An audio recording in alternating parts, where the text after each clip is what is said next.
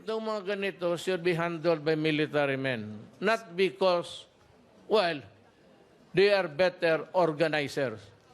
Because the entire armed forces is one big organization and they are trained to be structural in thinking. Sir, logistics po, you mean the military should handle the logistics? Well, because I said from experience, time and again, I have observed that if it is kaya kita mo lahat ng cabinet members ko ngayon, puro military. There's one coming up. Bakante yung isang opisina ng PNOC. I'm going to appoint another general there, retiring.